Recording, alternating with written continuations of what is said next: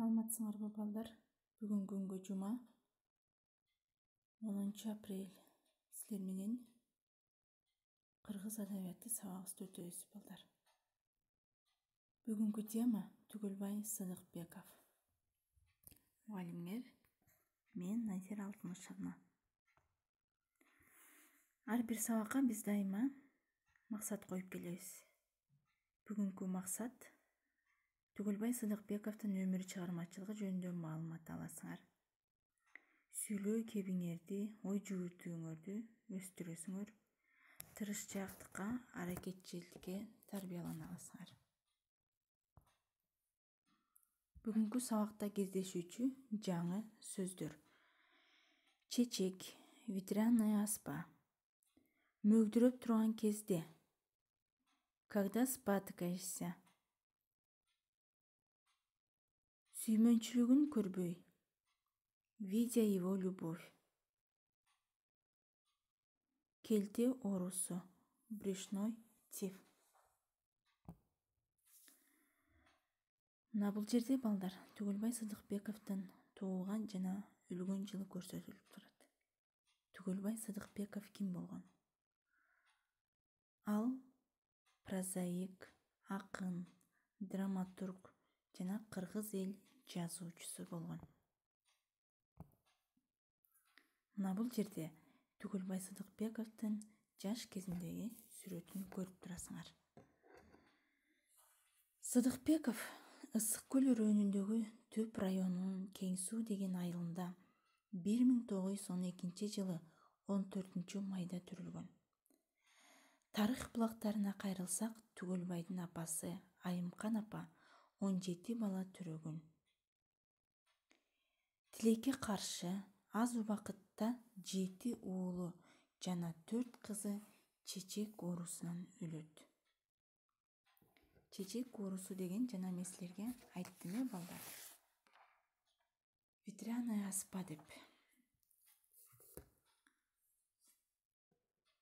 Ата менен эне көп балдарынан ажырап, кайгы тартып, мөгдүрөп турган кезде башына бакыт конуп, дагы бир уулду болот.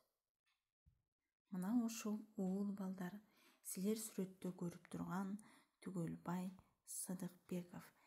Демек, эсеп боюнча Айымкан апанын 18-ci уулу.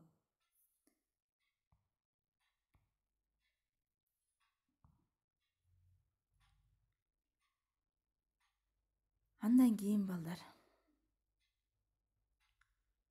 ар кандай оорудан, шум өлүмдөн жүрөктөрү үшүгөн ата-эне Түгөлбай аттуу ысым беришип, көптөгөн ырым-жырымдарды жасашат.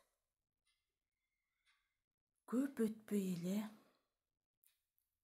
Түгөлбайдын сүймөнчүлүгүн көрбөй, башкача айтканда, кылык жоруктарын көрбөстөн, Сыдыкбеков 2 жашка чыкканда атасы Сыдыкбек келте оорусунан өлүп, Түгөлбай кара кийинген эненин колунда өсөт. Кара кийинген деген балдар, бул салт боюнча күйөөсү өлгөн аял кара кийинип калат деген сөз. Андан кийин балдар, 1916 жылдагы козголоң, билесиңерде, көл тараптагы Үркүн маалында бүт кыргыз айылдарын үркүп башка жака кетишет. Сыдыкбектин үй бүлөсү дагы кошо эл менен жөнөйт. Ал барып убактылуу жашаган жакта 1 жылдай жашаган соң кайра кайтып келүүгө мүмкүнчүлүгү болбогондуктан Айымкан апа балдары менен эл артында калып, Казак жергесинде баш калкалап 1918 жылы Ысык көлгө келишет. Күнүндүк оокат үчүн эне менен 6 жашар Түгөлбай Коровин деген кулакка малай жүрүштү. Кулакка деген бул жерде бир бай кишини айтабыз балдар. Анда жүргөн 4 жыл ичинде апанын да Түгөлбайдын да оюнан окуу кетпеди. Себеби Түгөлбай окууну ушунчалык эңсейт. Бирок андай мүмкүнчүлүк жок. Кийин апасы Айымкан Түгөлбайды молдого берет.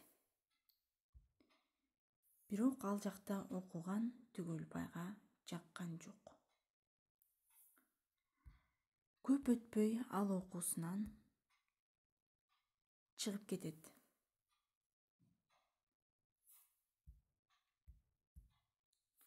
Мына бул жерде сүрөттө балдар силер Түгөлбай Сыдыкбековдун Чыңгыз Айтматов агабыз менен отурганын көрүп турасыңар. Түгөлбай Сыдыкбеков өтө аракетчил, тырышчаак болгондуктан ушундай даражага жетип олтурат. Ал эч качан жашоосунда өкүнгөн эмес экен. Мен 1000 жыл жашадым деп сыймыктануу менен айтчу экен. Ал балдар кийин Казакстандан келишкенден кийин, Ысык көлгө кайтып келгенден кийин, 6 жашында кайтып келишпеди беле. Мына ошол жактан келгенден кийин окууга тапшырат балдар. Окууга тапшырып, ал орус тилин өздөштүрө баштайт.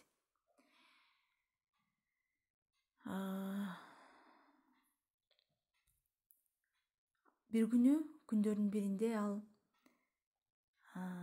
Александр Сергеевич Пушкиндин китебин окуп отурса, классташы келип: "Апей, сен ушул китепти кантип окумак элең? Ушуга тишиң өтөбү? Сен деген орусчаны түшүнбөйсүң да" дегенде Түгөлбайдын намысына катуу тиет экен. Ошондо Түгөлбай кокусунан намыстанып, керек болсо окуган эмне экен? Керек болсо мен мындай китепти өзүм да жазып кое алам дейт.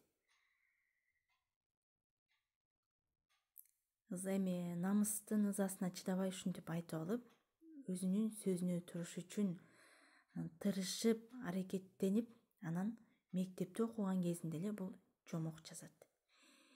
2 дептерди толтуруп жомок жазат. Албетте бирок Түгөлбай Сыдыкбековдун тажрыйбасы жок болгондуктан ары ал окуучу. Эч кандай жомогунун көркөмдүк жагы жок.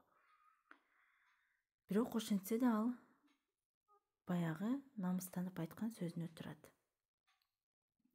Ошентип балдар тырышчаактыгынын, аракетчилдигинин негизинде Түгөлбай Сыдыкбеков көптөгөн ийгиликтерге жетишет.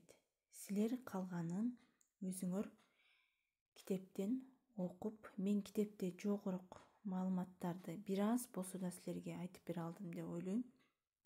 1997 жылы дүйнөдөн кайткан Түгөлбай Сыдыкбеков балдар.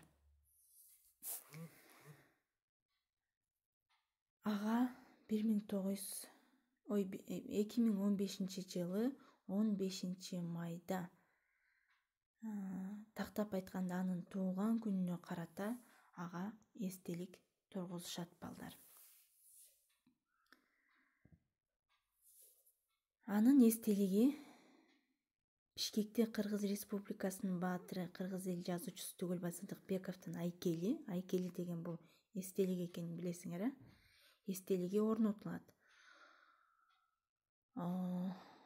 Жана эле айтып өттүм, Түгөлбай Сыдыкбековдун туулган күнүнө арнашып Бишкектеги Ала Тоо кинотеатрынын жанына коюлуп, капсуласы салынган. Ал салтанатка көптөгөн белгилүү адамдар жана жогорку кеңештин депутаттары келип катышкан балдар. Силерге үйгө тапшырма. Мен айтып берген Түгелбай Сыдыкбеков боюнча маалыматты угуп, андан соң өзүңөрдүн окуу китебиңердин 74 бетин окуп, анан түшүнгөнүңөрдү видеого тартып Google Class'тан жөнөтөсүңөр балдар.